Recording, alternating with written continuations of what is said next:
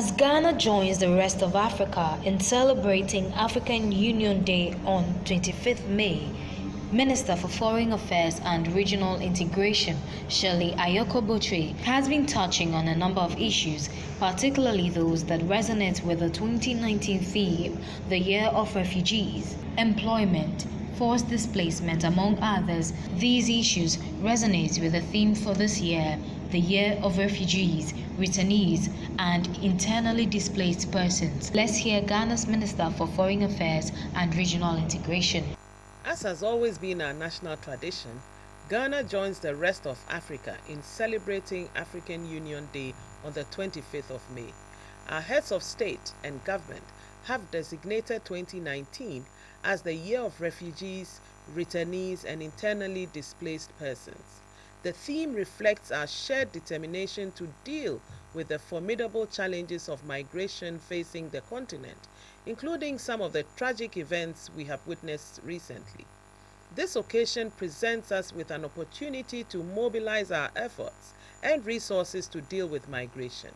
The AU has adopted a migration policy framework and plan of action for the period 2018 to 2030. It is intended to assist Africa to better manage and benefit from planned migration by providing strategic guidelines to member states and regional economic communities in the management of migration. The policy calls on each country to formulate and implement its own national policies in accordance with its priorities and resources. Among the several key areas identified in the policy are migration governance, labor migration and education, diaspora engagement, border governance, irregular migration, forced displacement, internal migration, migration and trade. This is apt because hostile conflicts, wars, natural disasters, and economic difficulties have thrust upon the world a seemingly intractable situation of insecurity across perilous oceans and deserts, as well as the internal displacement of persons.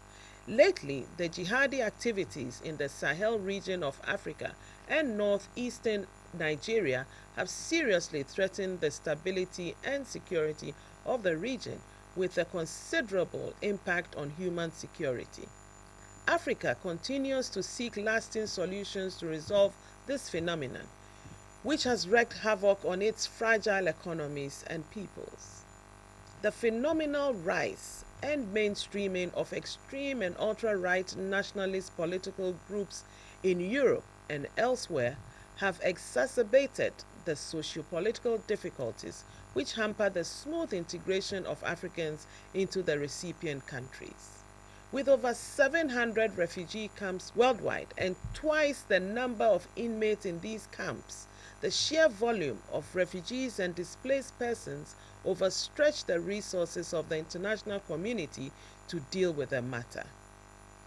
A sustainable model to prevent the outbreak of conflicts, insecurity, and socioeconomic difficulties that compel people to migrate seem to be the best option available to deal with this phenomenon.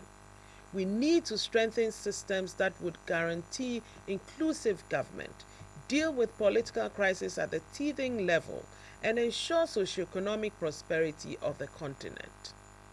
We also have to pay particular attention to youth unemployment, to channel the energies and innovation of African youth into productive ventures through enhanced integration of economic interactions on the continent. This year, Ghana has lined up activities to mark 400 years of the first enslaved Africans who arrived in Jamestown, Virginia, as a way of ensuring productive interaction between Africa and peoples of African descent. The African Union's peer review mechanism could be enhanced to deal with impunity and the excesses of the power by the political class, as well as effective economic governance. On this auspicious occasion, I wish all sons and daughters of Africa Happy Africa Day.